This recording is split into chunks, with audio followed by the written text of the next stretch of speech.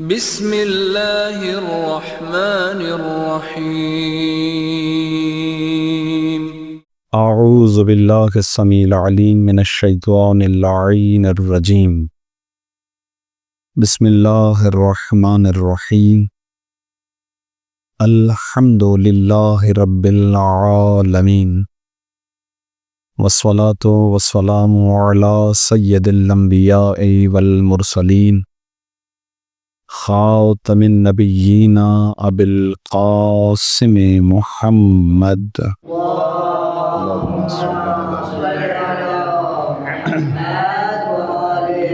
وعلی اہل بیتہ الطیبین الطاہرین، لا سیما بقیۃ اللہ فی الارضین، روحی و ارواح العالمین لتراب مقدمہ الفدا، واللعن الدائم علی اعدائہم اجمعین، اما بعد فقد قال اللہ تبارک و تعالی فی کلامہ المجید و فرقانہ الحمید۔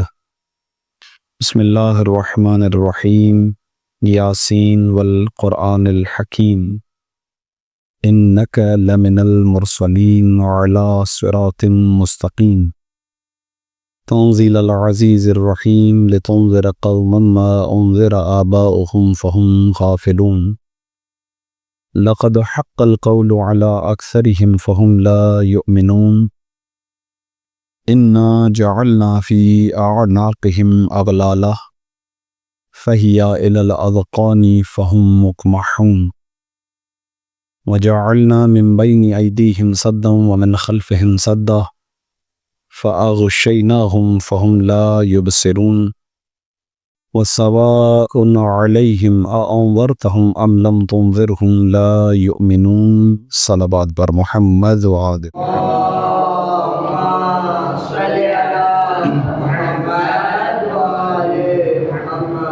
بیان تفسیر سورہ مبارکہ یاسین کا سلسلہ جاری و ساری ہے، اور آج ہم اپنی تیسری نشست میں وارد ہیں۔ گزشتہ درس میں سورہ مبارکہ یاسین کی آیت نمبر 10 تک کی تلاوت کا بھی شرف حاصل ہوا، اور اس کے ساتھ ساتھ اس کے تفسیری مطالب پیش کرنے کی سعادت حاصل ہوئی۔ درس کے آخر میں آپ کی خدمت میں عرض کیا گیا کہ ایک نہایتی اہم عقیدے کا پہلو ان آیات سے تعلق رکھتا ہے کہ جن آیات میں پروردگار عالم اپنے حبیب کو یعنی ختمی مرتبت کو یہ پیش گوئی کرتے ہوئے فرماتا ہے کہ لقد حق القول علی اکثرہم، یقیناً ان کی اکثریت پر ہمارا عذاب ثابت ہو چکا ہے، یقینی ہے۔ فہم لا یؤمنون، تو بس یہ ایمان لانے والے نہیں ہیں۔ انا جعلنا فی اعناقہم اغلالا، اور ہم نے ان کی گردنوں میں طوق ڈال دیے ہیں۔ فہیا الی الاذقان، تو یہ جو طوق ہیں یہ ان کی ٹھوڑیوں تک آئے ہوئے ہیں، گلے میں طوق ہیں جو کہ ان کی ٹھوڑیوں تک آئے ہوئے ہیں۔ فہم مقمحون، تو اس گلے کے اس طوق کی وجہ سے ان کا جو سر ہے وہ بلند ہے، یعنی آسمان کی طرف ہے، نگاہیں ان کے اوپر کی طرف ہیں۔ وَجَعَلْنَا مِن بَيْنِ أَيْدِيهِمْ سَدًّا، اور ہم نے ان کے سامنے سے، ان کے آگے سے ایک دیوار کھڑی کی ہے۔ وَمِن خَلْفِهِمْ سَدًّا، اور ان کے پیچھے بھی ایک دیوار بنا دی ہے۔ فَأَغْشَيْنَاهُمْ، تو اب ہم نے ان کو ڈھانپ دیا ہے۔ فَهُمْ لَا يُبْصِرُونَ، تو اب یہ دیکھ بھی نہیں سکتے۔ وَسَوَاءٌ عَلَيْهِمْ أَأَنذَرْتَهُمْ أَمْ لَمْ تُنذِرْهُمْ لَا يُؤْمِنُونَ، اب برابر ہے، چاہے آپ نظارت کریں یا نہ کریں، چاہے آپ ان کو ڈرائیں یا نہ ڈرائیں، لا یؤمنون، یہ ایمان لانے والے نہیں ہیں۔ آیت نمبر 7 سے یہ سلسلہ شروع ہوا ہے اور آیت نمبر 10 تک یہ سلسلہ جاری و ساری ہے۔ میں نے کل آپ کی خدمت میں عرض کیا کہ ختمی مرتبت کو جس قوم کے درمیان میں بھیجا جا رہا ہے اس قوم کی ایک صفت کا بیان ہے یہاں پر۔ ان میں سے اکثر افراد وہ ہیں کہ جو ایمان نہیں لائیں گے۔ آپ ان کو ڈرائیں یا نہ ڈرائیں، آپ کا انذار اثر پذیر نہیں ہوگا، آپ کا ڈرانے کا کوئی فائدہ نہیں ہوگا۔ میں نے کل عرض کیا تھا اس کے لیے کہ یہ ایک پیشن گوئی ہے، پیش گوئی کے طور پر اسے بیان کیا جا رہا ہے کہ ہمیں علم ہے کہ ان میں سے بہت سارے ایسے ہیں کہ جو ایمان نہیں لائیں گے۔ یہ میں جملہ جو کہہ رہا ہوں کہ ہمیں علم ہے، بات ہو رہی ہے علم الہی کی۔ تو کل آپ کی خدمت میں پہلا پہلو جو پیش کیا گیا تھا وہ یہ کہ یہ افراد جن کے بارے میں خدا یہ کہہ رہا ہے کہ یہ ایمان نہیں لائیں گے، آپ ان کو ڈرائیں یا نہ ڈرائیں، ان پر قول بھی ثابت ہو چکا ہے، یعنی عذاب کا جو وعدہ ہے وہ بھی ثابت ہو چکا ہے۔ تو اس کا ہرگز یہ مطلب نہیں ہے کہ ختمی مرتبت سے یہ کہا جا رہا ہے کہ ہم آپ کو بتلا دیتے ہیں وہ کون سے افراد ہیں، لہٰذا ان کو آپ نے کچھ کہنا ہی نہیں ہے۔ ایسا نہیں ہے۔ یقیناً کہ اللہ کے علم میں ہے کہ وہ کون سے افراد ہیں، اور یہ بھی یقین ہے کہ رسول اللہ کے بھی علم میں ہے کہ وہ کون افراد ہیں، لیکن یہاں پر قرآن میں فقط ایک پیشگوئی کے طور پر ان آیات کو رکھا جا رہا ہے، بغیر اس تفصیل میں جائے کہ وہ افراد کون ہیں کہ جن کے بارے میں یہ کہا جا رہا ہے کہ یہ ایمان نہیں لائیں گے۔ اس کا مطلب یہ ہے کہ جب رسول اللہ اس معاشرے کے اندر ان افراد کے درمیان آئیں گے تو یہ فرق، اس تمییز کے ساتھ تبلیغ نہیں کریں گے کہ یہ وہ فرد ہے کہ جو جہنمی ہے تو اس کو اب نہیں ڈراؤں گا، اور یہ وہ فرد ہے کہ جو میری تبلیغ کو قبول کر لے گا لہٰذا اس کو بتلاتا ہوں۔ ایسا نہیں ہوگا، یہ تقسیم نہیں ہے۔ جب ہم اس کو کہہ رہے ہیں کہ یہ پیشگوئی کے طور پر ہے تو اس کا مطلب یہ ہے کہ یہ ایک گویا وارننگ کے طور پر ہے، پہلے سے ان لوگوں کو گویا ایک طرح سے ڈرانا بھی ہے، انذار بھی ہے، متوجہ بھی رہیں اور گھبرائے رہیں کہ کہیں ایسا نہ ہو کہ ہم ان افراد میں سے ہو جائیں کہ جن کے بارے میں خدا یہ کہہ چکا ہے کہ عذاب ان پر یقینی ہے اور یہ ایمان نہیں لائیں گے، چاہے رسول اللہ ان کو ڈراتے رہیں۔ اب دیکھیں یہاں پر دونوں صورتیں، چاہے آپ ڈرائیں یا نہ ڈرائیں، اس کا مطلب یہ ہے کہ ڈرانے کا پہلو تو ہے، نظارت تو ختمی مرتبت عرض کریں گے۔ اور آخری جملہ میں نے یہی کہا تھا کہ وہ افراد آپ وہ فہرست بنا لے کہ جو رسول اللہ کے اپنے عزیز و اقارب تھے، کیونکہ ختمی مرتبت نے دین اسلام کی تبلیغ کا جو آغاز کیا ہے وہ اپنے گھر سے کیا ہے۔ قرآن کی آیت ہے کہ وَأَنذِرْ عَشِيرَتَكَ الْأَقْرَبِينَ، اپنے گھر والوں سے آغاز کیجئے۔ جب اپنے گھر والوں سے آغاز کر رہے ہیں تو اس کا مطلب کیا ہوا کہ اس کے اندر سب ہے۔ اگر ایک طرف حضرت ابو طالب ہیں تو دوسری طرف سے ابو جہل جیسا شخص بھی موجود ہے، اگر ایک طرف سے حضرت حمزہ بیٹھے ہوئے ہیں تو دوسری طرف ابو لہب بھی موجود ہے، سب بیٹھے ہوئے ہیں۔ تو رسول اللہ اس تبلیغ کے وقت وَأَنذِرْ، اس میں بھی وہی لفظ آ گیا، انذار، آپ آغاز کریں ڈرانے کا۔ اس ڈرانے میں کوئی فرق نہیں ہے، یعنی ہم یہ آپ کو اس لیے نہیں بتا رہے ہیں کہ اب آپ اس تمییز اور فرق کے ساتھ انذار کریں گے، نہیں، یہ آپ کا اور ہمارا ایک راز ہے، ایک، اور دوسرا اس عوام کے لیے، اس قوم کے لیے، ان مشرکوں کے لیے گویا ایک الارمنگ ہے، یہ متوجہ رہیں کہ کہیں ہم اس قوم میں سے تو نہیں ہیں اس طریقے سے۔ اب یہ پہلو بیان کرنے کے بعد جو اگلی آیت ہے، اس آیت میں پروردگار عالم ارشاد فرماتا ہے اِنَّا جَعَلْنَا فِي أَعْنَاقِهِمْ أَغْلَالًا۔ آیت نمبر میں آپ کی خدمت میں سے معین کر دیتا ہوں، آیت نمبر 8، آیت نمبر 9، یہ دو آیت ہے۔ ان دو آیتوں میں ان افراد کی صفت بیان کی گئی ہے، ان کے اوصاف کا بیان ہے۔ کیسے؟ میں ایک ایک آپ کی خدمت میں عرض کرتا ہوں اور نہایت توجہ کا طالب ہوں۔ اِنَّا جَعَلْنَا فِي أَعْنَاقِهِمْ أَغْلَالًا، یہ جو اکثریت ہے کہ جن پر آپ کی یہ بشارت و نظارت اثر پذیر نہیں ہوگی، یہ ایمان نہیں لائیں گے، ہم نے ان کی گردنوں میں طوق ڈال دیے ہیں. اچھا آج کے زمانے میں اگر آپ اس طوق کو دیکھنا چاہیں تو وہ افراد کے جن کی فرض کریں گردن کے اندر کوئی مسئلہ ہو تو ڈاکٹرز ان کے لیے خاص اہتمام کرتے ہیں. خاص جو ہے وہ حلقہ ہوتا ہے. ہم اس کو اب یہاں پر بہرحال پٹے کا لفظ بھی استعمال کریں تو بہرحال کوئی مذائقہ نہیں ہے، لیکن چونکہ پٹا پھر کسی اور معنی میں بھی استعمال ہو جاتا ہے. حلقہ عربی کا لفظ ہے، یعنی ایک باقاعدہ پورا گول حلقہ ہوتا ہے. اب وہ پلاسٹک کا ہوتا ہے، اس پہ کپڑا ہوتا ہے، لیکن وہ جو طوق ہوتا تھا وہ لوہے کا ہوتا تھا جو باقاعدہ قیدیوں کو پہنایا جاتا تھا.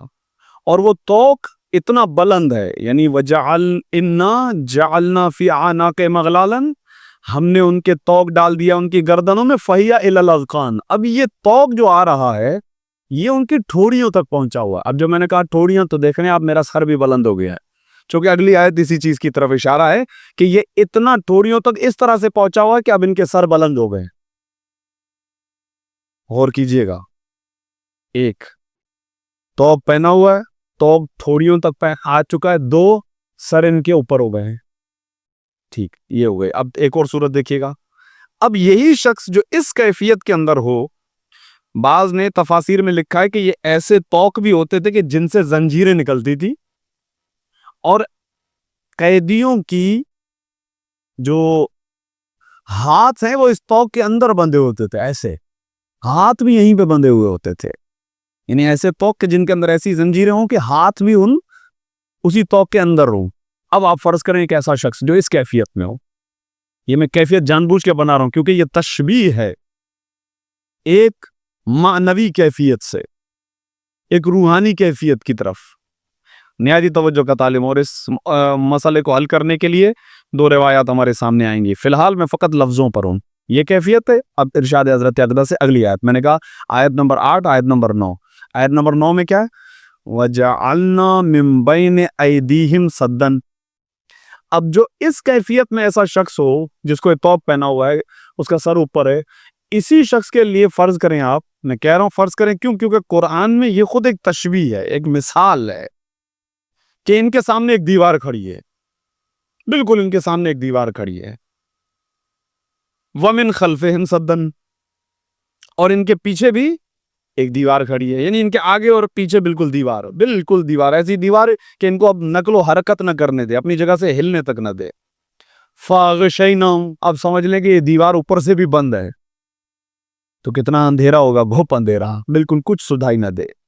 فَهُمْ لَا يُبْصِرُونَ. یہ میں کیوں کہہ رہا ہوں کچھ دکھائی نہ دے؟ کیونکہ قرآن کی آیت کہہ رہی ہے فَهُمْ لَا يُبْصِرُونَ. اس قدر غشاوہ ہے، اس قدر ڈھانپ دیا گیا ہے ان کو کہ گویا یہ دیکھ ہی نہیں رہے. اب یہ آیت نمبر 8 اور آیت نمبر 9، خدا کہتا ہے کہ یہ افراد جن کے بارے میں ہم آپ کو بتلا رہے ہیں کہ ان پر عذاب یقینی ہو چکا ہے، یہ ایمان نہیں لائیں گے، آپ ان کو ڈرائیں یا نہ ڈرائیں، یہ اس کیفیت میں ہے جو ابھی کیفیت آپ کی خدمت میں بیان کی، یہ اس حالت میں ہے.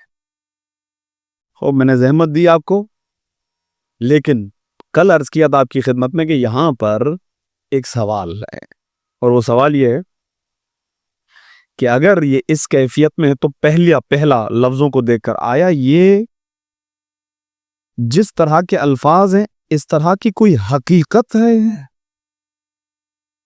یعنی ایسا ہے کہ اس قوم کے یہ افراد اس کیفیت کے اندر ہیں پریکٹیکلی، جس طرح کے الفاظ ہیں کہ کوئی طوق حقیقی ان کی گردن کے اندر ہے، کوئی دیوار حقیقی ہے جو ان کے آگے ہے، کوئی دیوار حقیقی ہے جو ان کے پیچھے. تو جواب یہ کہ نہیں، ایسی بات نہیں ہے. یہ ہے مثال، یہ ہے تشبیہ. کیا مطلب؟ یہ افراد اپنے کردار کے اعتبار سے، انسانیت کے اعتبار سے، حیوانیت کے اس مرحلے میں اتنا گر چکے ہیں کہ گویا ان کی کیفیت اس طرح سے ہے کہ ان کی حالت یہ ہے جو ابھی بیان کی گئی. اچھا، اب اگر کوئی شخص اس حالت میں ہو تو نہ یہ کچھ دیکھ سکتا ہے، نہ یہ شخص کچھ سن سکتا ہے، نہ یہ شخص اپنا ایک قدم آگے بڑھا سکتا ہے، نہ پیچھے جا سکتا ہے. یہی ہوگا نا. اطراف میں کچھ نہیں دیکھ سکتا. مثال ہے یعنی اس شخص کو کہ جس کے بارے میں خدا کہہ رہا ہے کہ آپ کا ڈرانا میں نے کل عرض کیا تھا نا، یعنی آپ جیسا کوئی نبی نہیں آیا، تو آپ جیسی ہستی کا بھی اثر ان پر بالکل اثر نہیں کرے گا. اس کی وجہ کیا ہے؟ یہ اس کیفیت میں ہے. یہ نہیں، جملہ تبدیل کرتا ہوں، یہ گویا اس کیفیت میں ہے، گویا اس کیفیت میں ہے کہ نہ یہ دیکھ سکتے ہیں. اب ایسا بندہ جس کی گردن ادھر ہے، نہ ادھر دیکھ سکتا نہ ادھر دیکھ سکتا، اس کو کیا پتا چلا؟ کیا مطلب یہ ہے کہ یہ اپنے اعمال کی وجہ سے، یہ جملہ اس کو اہم ہے، یہ پوائنٹ، اپنے اعمال کی بنیاد پر اتنے سخت ہو چکے ہیں، اتنے قسی القلب ہو چکے ہیں، اتنے گر چکے ہیں اقدار انسانی میں کہ آپ چاہے ان کے سامنے، آپ تو کیا پورے انبیاء آ جائے، سب کے سب انبیاء آ جائے، پورے قرآن کی تلاوت کرتے ہیں، یہ نہیں سدھرنے والے، یہ ایمان لانے والے تھیں گے. اب آپ کی خدمت میں اس کی مثال عرض کرتا ہوں، کیونکہ یہاں پر جو سب سے اہم عقیدے کا مسئلہ ہے وہ یہ کہ وہ خدا خود ہی کہہ رہا ہے، ہم نے اس کو اس کیفیت تک پہنچا دیا، دیوار ان کے آگے، دیوار ان کے پیچھے، کانوں سے سنتے نہیں، آنکھوں سے دیکھتے نہیں ہیں. تو پروردگار نے تو خود ہی سارے اسباب جو ہے وہ ان کے بند کر دیے ہیں. وہ اسباب وہ آلات جن کے ذریعے سے وہ سن سکتے تھے، دیکھ سکتے تھے، خدا کہتا ہے ہم نے دیوار کھڑی کر دی، اب آگے نہیں جا سکتے. ہم نے گردن اوپر کر دی تو اب دیکھ نہیں سکتے. تو پروردگار یہ اس طریقے سے اگر ہے تو ان کا تو کوئی قصور نہیں ہونا چاہیے. یہ سوال ابتدائی طور پر ان آیات کو پڑھنے کے بعد ذہن میں آتا ہے، لیکن آپ کی خدمت میں اس کے جواب کے لیے میں، چونکہ اگر اس طریقے سے کہ جو باقاعدہ ہے اس کو میں بڑی دیر ہوگی، ہم آتے ہیں چھٹے امام حضرت امام جعفر صادق علیہ الصلوۃ والسلام. اللہم صلی علی محمد وعلی امام علیہ الصلوۃ والسلام کی ایک روایت کی طرف، نہایت ہی خوبصورت روایت ہے، اور یہ ہم سب کے لیے بہت اہم ہے سیکھنے کے لیے. امام فرماتے ہیں کہ جب کوئی مومن گناہ کرتا ہے تو اس کا دل جو کہ ایک سفید پارچے کی مانند ہے، پارچہ کہتے ہیں کپڑے کو، اس کا دل جو کہ ایک سفید کپڑے کی مانند ہے، جب یہ گناہ کرتا ہے تو اس پارچے پر، اس کپڑے پر ایک سیاہ دھبا پڑ جاتا ہے، ایک نشان آ جاتا ہے. دوسرا گناہ کرے گا تو ظاہر ہے کہ دوسرا دھبا آئے گا، تیسرا گناہ کرے گا تو تیسرا دھبا آئے گا. اچھا، پھر امام فرماتے ہیں کہ یہاں پر اگر یہ اس گناہ کے بعد پشیمان ہو، شرمندہ ہو، اسے احساس ندامت ہو کہ غلطی ہو گئی اور توبہ کرے، خدا اس نشان کو مٹا دیتا ہے، وہ دل دوبارہ صاف ہو جائے گا. لیکن اگر گناہ بڑھتے رہیں تو امام علیہ الصلوۃ والسلام فرماتے ہیں کہ آہستہ آہستہ آہستہ آہستہ ایک وقت ایسا آتا ہے کہ یہ پورا سفید کپڑا یعنی دل سیاہ ہو جاتا ہے. جب سیاہ ہو گیا تو اس کا مطلب کیا ہو گیا؟ یہ جیسے جیسے گناہوں کی تعداد بڑھتی رہتی ہے نا، آہستہ آہستہ اس انسان کے اندر جرت بڑھتی رہتی ہے خدا کے مقابلے میں. آہستہ آہستہ اس کا دل جو کہ دھبے کی وجہ سے سیاہ ہو رہا ہے، ٹھیک ساتھ ساتھ اس کا دل سخت بھی ہوتا جا رہا ہوتا ہے، یعنی دل سخت ہو رہا ہے. اب جو دل سخت ہو رہا ہے تو اب کیا ہے؟ آپ دیکھیں گے بڑے بڑے گناہگاروں کو، چھوٹی چھوٹی باتیں ان کے سامنے اثر ہی نہیں کرتی ہیں.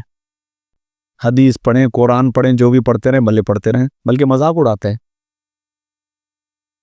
یہی ماہ رمضان ہمارے سامنے، مسلمان ہوں گے، مومن ہوں گے، روزے دار نہیں ہوں گے، روزہ نہیں رکھیں گے. پوچھا جائے جناب روزہ، تو آج آگے سے عجب جواب آپ کو ملیں گے. دیکھیں ہر طرح کا ماحول ہے، بہرحال جواب ملے گا کہ الحمدللہ بھائی ہمارے گھر میں آٹا ہے، ہمیں کون سی پریشانی ہے، ہمارے پاس ایسا تھوڑی ہے کہ آٹا نہیں ہے کہ ہم جو ہے وہ روزہ نہ رکھیں.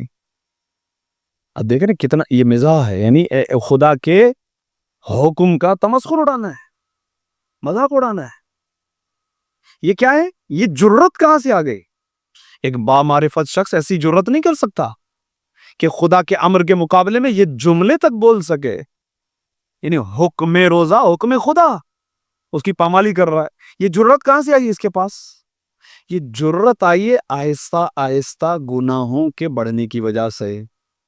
اور جب یہ گناہ بڑھتے جاتے ہیں تو یہ دل نہ فقط سیاہ ہو رہا ہے، سخت ہو رہا ہے. یہ میں چھٹے امام کی حدیث بھی جاری و ساری ہے، یہاں پر روک کر ایک مثال دیتا ہوں۔ ایک ایسا شخص کہ جو پہلی مرتبہ کسی جانور کو ذبح کرے، بہت سارے افراد تو یہ کام ہی نہیں کر سکتے، نرم دل کے ہوتے نا۔ کوئی بھی شخص پہلی مرتبہ جب یہ کام کرے گا ڈرا ہوا ہوگا، نہیں معلوم صحیح طریقے سے ذبح ہو یا نہ ہو، کیا ہو، ہاتھ بھی کانپیں گے، شاید چھری ہاتھ سے نکل جائے، الغرض ڈرا ہوا، خون کو نہیں دیکھ سکتا، بہت سارے افراد نہیں دیکھ سکتے ہیں۔ عید الاضحیٰ وغیرہ بھی جانور قربان ہو رہے ہوتے ہیں، نہیں دیکھ سکتے ہیں بعض افراد۔ اچھا آپ ذرا کسائی کے پاس چلے جائیں، پرواہی نہیں ہے، ایک جانور کیا ماشاءاللہ لائن لگا رہا ہے صبح سے لے کے شام تک۔ آپ جائیے گا، روایات میں ملا ہے کہ یہ جو کسائی والا کام ہے، کسا والا، اسے مکروہ قرار دیا گیا ہے، منع کیا گیا ہے۔ نہیں، بہتر ہے کہ یہ کام نہ کرے، کوئی اور کام کرے۔ کیوں؟ دل سخت ہو جاتا ہے۔ شریعت کہتی ہے دل نرم رہے تاکہ قبول کرنے کے لیے آمادہ ہو۔ جب دل سخت ہو جاتا ہے تو بہت سارے ابتدائی پہلو ذہن میں بیٹھتے ہی نہیں، انسان سخت ہو جاتا ہے۔ ایک سبب جو انسان کے دل کی سختی کا ہے وہ ہے گناہ، کیونکہ گناہ کو آپ گناہ کے تعارف سے نہ دیکھیں، گناہ کو آپ خدا کے مقابلے میں جرت کی زاویے سے دیکھیں۔ اسی لیے بعض علماء عرفان فرماتے ہیں کہ یہ جو صغیر و کبیر کی تقسیم ہے نا گناہ کے سلسلے میں، کہ یہ چھوٹا ہے یا بڑا ہے، کہہ رہے کوئی چھوٹا بڑا نہیں ہے۔ علماء عرفان کہتے ہیں خدا کے آپ گناہ یعنی کیا مطلب؟ جرت خدا کے جرت خود ہی بولنا گناہ ہے، کیا صغیر کیا کبیر، اگرچہ اصطلاح قرآنی ہے، لیکن وہ افراد کے جو اس منزل تک پہنچ چکے ہوئے ہیں عرفان میں، وہ کہتے ہیں جناب یہ خدا کے مقابلے میں جرت سے بڑا گناہ کیا ہو سکتا ہے۔ یہ بہت اہم پہلو ہے۔ اب آپ آئیے، چھٹے امام نے فرمایا پھر اگر یہ شخص، خدا انشاءاللہ ہمیں اس چیز کی توفیق عطا کرتا رہے، میں حدیث کو مکمل کرتا ہوں، پھر اگر یہ شخص 40 سال سے پہلے اپنے دل کو صاف کر لے، استغفار کے ذریعے سے، توبہ کے ذریعے سے سیاہ دھبے ہٹاتا رہے، قساوت قلبی کو دور کرے، تو پھر انشاءاللہ یہ سلسلہ آگے بڑھتا رہے گا اور خدا اس سے ایک چیز سلب نہیں کرے گا، وہ ہے توفیق۔ لیکن اگر فرض کریں 40 سال کا ہو گیا اور اس کا دل بھی سیاہ ہو گیا، جس کے نتیجے میں اس کا دل سخت ہو چکا ہے، اگر وہ اس سے پہلے استغفار نہ کرے تو پروردگار عالم 40 سال کے بعد اس سے پہلے توفیق کو چھین لیتا ہے۔ بہت سخت ہے یہ روایت، اور یہی روایت ختمی مرتبت سے اسی مضمون کے مطابق نقل ہوئی ہے۔ میں نے آپ کی خدمت میں یہ روایت اس لیے بھی پیش کی کہ اس عقیدے کے ساتھ ساتھ ایک عملی پہلو بھی ہمیں زندگی کے اندر مل جائے۔ اب آئیے، یہ افراد کے جو سرغنہ ہیں، یہ افراد کے رسول اللہ کو کہا جا رہا ہے اکثریت میں سے ایمان نہیں لائے گی، یہ وہ افراد ہیں کہ جو اتنے ظالم ہیں اپنے اعمال کی وجہ سے، گناہوں کی وجہ سے۔ میں نے کل عرض کیا تھا نا، جاہلیت جس کی سخت سے سخت مثال کیا ہے؟ زندہ اپنی بیٹی کو دفن کرنا۔ آپ اندازہ لگائیے کہ قساوت قلبی کی کس نہج پر پہنچا ہوگا وہ شخص۔ بھائی انسانیت کے ناطے تو رحم آنا چاہیے۔ آج دنیا میں جہاں پر بھی ظلم ہوتا ہے، جس کا اسلام سے کوئی تعلق نہ ہو، اگر وہ اچھا انسان ہے تو فوراً ہی کہتا ہے کہ یہ نہیں ہونا چاہیے۔ کیوں؟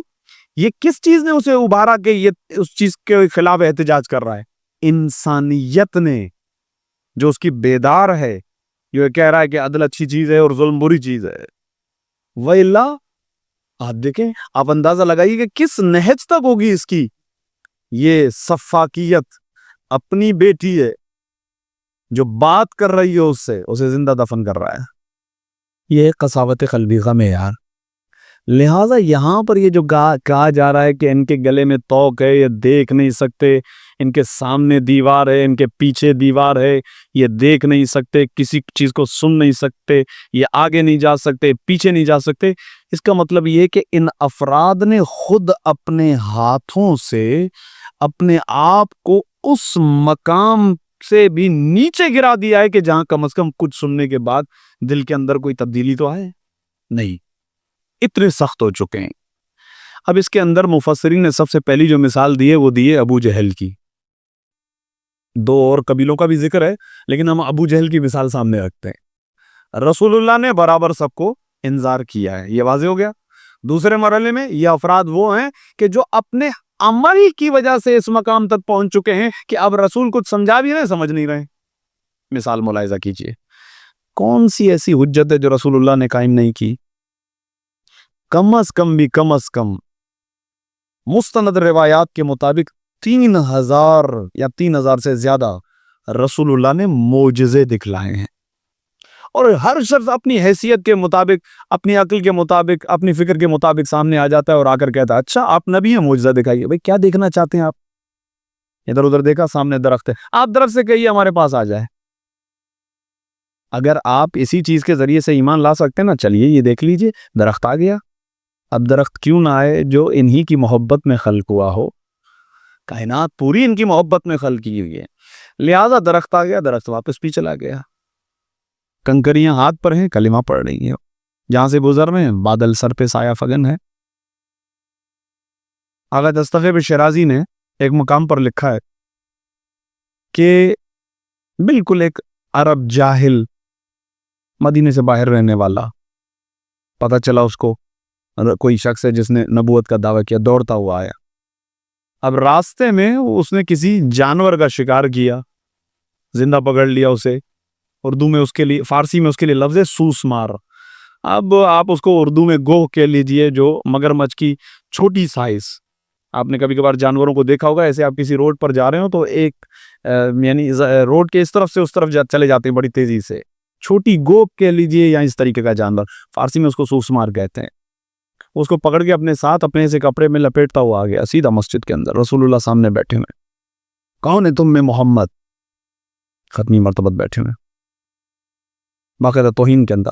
تم نے کہا کہ میں نبی ہوں, کیا دلیل ہے تمہارے پاس؟ رسول اللہ پوچھ رہے ہیں کیا دیکھنا چاہتے ہو, کیا دلیل دوں تمہیں؟ ہاں میں ہوں نبی. اس کے سمجھ میں یہی آیا, سامنے اس کے پاس جانور تھا نا, اس نے وہی پھینک دیا سامنے رسول اللہ کے سامنے. جب تک یہ کلمہ نہیں پڑے گا, یہ گواہی دے کہ تم نبی ہو. اب جتنی اس کی ذہنیت, مطلب وہ یہ سمجھتا کہ ایسا کیسے ہو سکتا ہے کہ ایک جانور کلام کرے, اگر یہ گواہی دے دے کہ آپ نبی ہیں میں مان لوں گا. پھر رسول اللہ حجت تمام کیا کرتے, کلم الناس علی قدر عقولہم. انبیاء کو حکم ہے کہ لوگوں کی عقلوں کے مطابق ان سے بات کرو. اچھا اگر یہ کلمہ پڑھے تو تم مان لو گے؟ ہاں کیوں نہیں مانوں گا, ایسا کیسے ہو سکتا ہے؟ چلیں جناب یہ بھی دیکھ لیجیے. روایت یہ کہتی ہے باقاعدہ وہ جانور عربی فصیح زبان کے اندر یہ کہتا ہے کہ اشہد اللہ الہ الا اللہ واشہد انک رسول اللہ, آپ اللہ کے رسول ہیں. ٹھیک, اب یہ وہ معجزات ہیں جو میں نے آپ کی خدمت میں تیزی سے پیش کی ہے. مجھے بتائیے کوئی ایسا واقعہ ہوگا آج آپ سن رہے ہیں ابو جہل نے سنا ہو؟ یہ معجزات ابو جہل دیکھ رہا ہے. رات کے وقت میں ابو جہل کسی گلی میں رسول اللہ سے ملاقات ہوئی. چچا بھتیجے کا رشتہ بھی ہے. اچھا رسول اللہ نے اپنی طرف سے کوشش کی ہے پوری. وہ کیا کہتا ہے رسول اللہ کے بارے میں؟ آپ ساحر ہیں, یعنی جادوگر ہیں. وہ کہتا ہے کہ میں سن رہا ہوں تم بڑے اپنے جادوئی کارنامے دکھا رہے ہو. اس زمین پر جادوگر کا جادو چلتا ہے, لیکن مجھے یہ پتا ہے کہ ایک جادوگر کا جادو آسمان پر نہیں چل سکتا. یہ میرے علم میں ہے. جادوگر کا جادو زمین پر تو چل سکتا ہے, اشیاء زمینی پر تو ہوگا, آسمان پر نہیں ہو سکتا. اب تم اگر نبی ہو تو کوئی ایسا, بہرحال کوئی ایسا فعل, کوئی ایسا کام کرو کہ آسمان میں تصرف کرو. جس طرح سب کو آفر کی رسول اللہ نے یہی آفر کی, کیا دیکھنا چاہتے ہو؟ سامنے چاند دکھائی دیا تو چاند کی طرف اشارہ کر دیا. اگر اس چاند کو 2 ٹکڑے کر دو تو میں مان لوں گا کہ تم نبی ہو. کیا کہا ہے قرآن نے؟ فہم لا یؤمنون. آپ ان کو ڈرائیں یا نہ ڈرائیں یہ ایمان نہیں لائیں گے. یہ رسول اللہ روایت ہے. رسول اللہ نے کہا کہ اچھا اگر چاند کو 2 ٹکڑے کر دیا ایمان لے آؤ گے؟ کہ پھر لے آؤں گا کیونکہ مجھے پتا ہے. پھر اس کا مطلب تم جادوگر نہیں ہو, نبی ہو, کیونکہ جادوگر کا جادو آسمان پر نہیں چلتا. پھر رسول اللہ نے اسی پیشن گوئی کو اس طور پر لے, مجھے پتا ہے تم پھر بھی ایمان نہیں لاؤ گے. اشارہ کیا, چاند 2 ٹکڑے ہو گیا. اچھا 2 ٹکڑے ہو گیا, اب جوڑ کے دکھاؤ. یہ کبھی ختم نہیں ہو سکتی چیز. کل بولے گا وہ کر دو, وہ کر دو, وہ کر دو. لیکن کیوں؟ قساوت قلبی، دل کی سختی اس نہج تک پہنچ چکی ہے کہ رسول اللہ کچھ بھی کر دیتا ہے۔ یہ اپنے عمل کے ذریعے سے، ذاتی عمل کے ذریعے سے اتنا ظلم کیا ہے، اتنا جو ہے وہ اپنے نفس پر ظلم کیا ہے، اتنے گناہ کیے ہیں، اقدار انسانی سے اس قدر گر چکا ہے یہ فرد کہ نہیں آ سکتا۔ تو اب بھی مجھے یہ بتائیے گا کہ اس نے خود سے اپنے اوپر راستے بند کیے ہیں، خدا نے راستے بند کیے ہیں؟ خود اس نے اپنے عمل کے ذریعے سے اپنے آگے ایک دیوار کھڑی کر دی ہے، اس نے پیچھے ایک دیوار کھڑی کر دی ہے، اس نے گردن اوپر اٹھا لی ہے۔ خدا یہ کہہ رہا ہے اس لیے کیونکہ یہ نظام جو ہے یہ اسی طرح کا نظام ہے۔ پروردگار عالم نے جو نظام بنایا ویسے ہی بنایا۔ ایک گناہ کرو گے، دو گناہ کرو گے، قساوت قلبی میں اضافہ ہوگا۔ ہم نے دل کو بنایا ہی ایسا ہے، یہ دل بنائیے ویسا ہے، استغفار کرو دل نرم ہو جائے، پلٹ کر آ جاؤ، یہ صحیح ہے یہ غلط ہے، اس کے مطابق زندگی بسر کرو۔ لیکن یہ افراد ہمیشہ اس حد سے تجاوز کرتے ہوئے اپنی زندگی کے اندر دکھائی دی ہیں۔ لہذا روایات کہتی ہیں ایک مرتبہ نہیں کئی مرتبہ انہوں نے رسول اللہ کو قتل کرنے کی سازشیں کی ہیں، رسول اللہ کو قتل کرنے کا پلان بنایا ہے، کئی مرتبہ حملہ بھی کرنا چاہا ہے، لیکن پروردگار عالم نے حفاظت فرمائی ہے رسول اللہ کی۔ اس کا مطلب یہ ہے کہ انسان اگر، دو لفظوں میں اس کو سمیٹوں، انسان اگر جنت جا رہا ہے تو بھی اپنے عمل کی بنیاد پر جا رہا ہے، اور اگر اس پر القول لقد حق القول، اگر یہ القول یعنی عذاب کا وعدہ اس پر بالکل طے ہو چکا ہے، مقدر ہو چکا ہے، تو اس کے اندر بھی اس کا اپنا عمل ہے۔ ورنہ جس طرح انذار رسول اللہ نے دوسروں کو کیا ہے اسی طریقے سے انذار ابو جہل کو بھی کیا ہے۔ صلوات بھیجے محمد و آل محمد، صلی علی محمد و آل محمد وعجل فرجہم۔ لہذا اس سلسلے میں اگر میں آپ کو جو میں عرض کر رہا تھا کہ اگر ہم دوسرے طریقے سے اس بحث کے اندر وارد ہوں تو پھر وہ ایک طولانی سفر ہے، فقط اشارہ دے دیتا ہوں وہ کیا ہے، وہ ہے بحث جبر و اختیار۔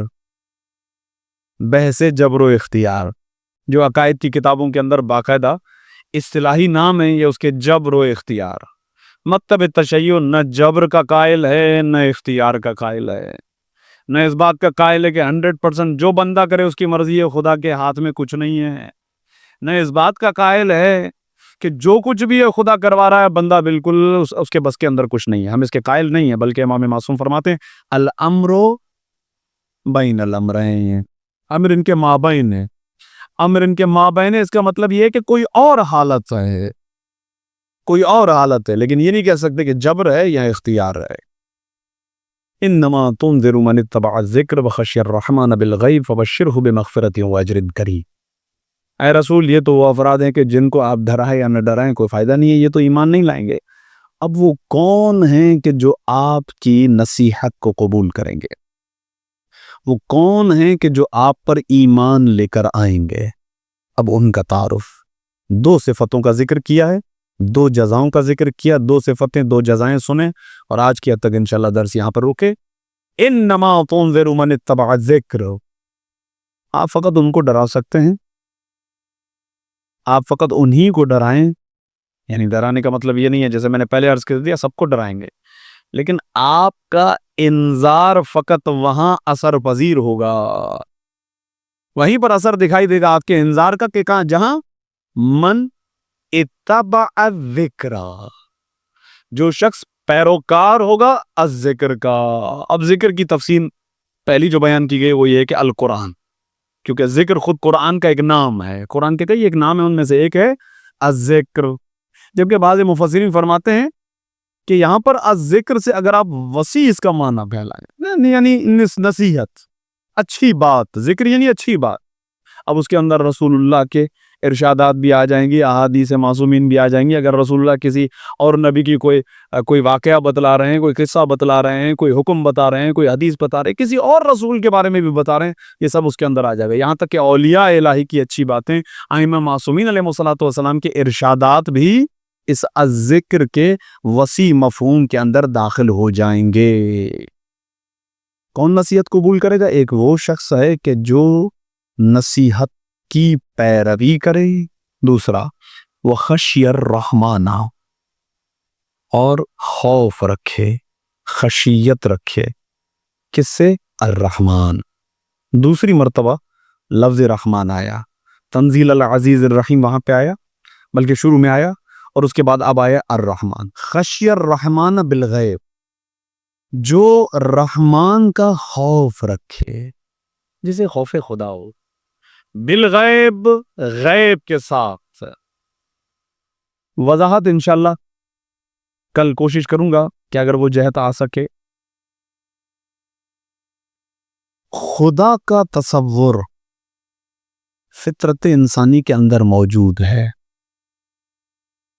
یہ جو انسان بنا ہوا ہے نا، اس کے بارے میں خدا قرآن میں کہتا ہے فطرت اللہ التی فطر الناس علیہا، یہ خدا کی وہ فطرت ہے کہ جس پر پروردگار عالم نے ان انسانوں کو خلق کیا ہے۔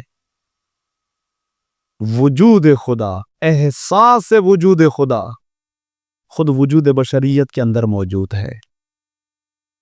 تو وہ کہ جو دل ہی دل میں، تنہائی میں خدا سے ڈرتا ہے، جسے خوف خدا آتا ہے، خیال خدا آتا ہے، وہ آپ کی پیروی کرے گا، آپ کی نظارت وہاں پر کام کرے گی۔ دو بندے، ایک جو ذکر کی پیروی کرے، رحمان کی خشیت رکھے، یہ دو افراد ایسے ہیں کہ جہاں آپ کا انذار اثر کرے گا، نتیجہ کیا ہوگا؟ فبشرہ، اے رسول اب آپ ایسے شخص کو بشارت دے دیجئے جو یہ دو خصوصیت رکھنے والا ہو، آپ ان کو بشارت دیجئے۔ بشارت کس چیز کی؟ دو چیزوں کی، بمغفرت، پہلی چیز تو یہ کہ اگر اس کی زندگی میں کوئی کمی پیشی ہے، کوئی گناہ ہے، اگر ہے تو بمغفرہ، پروردگار عالم اس کے گناہ کو معاف کر دے گا، چھوٹی موٹی کوتاہیاں خدا معاف کر دے گا۔ دوسری چیز، جب خدا اسے پاک کر دے گا، اس کے گناہوں کو معاف کر دے گا، تو وہ اجر کریم، تو پروردگار عالم اسے ایک بہترین اجر عطا کرے گا۔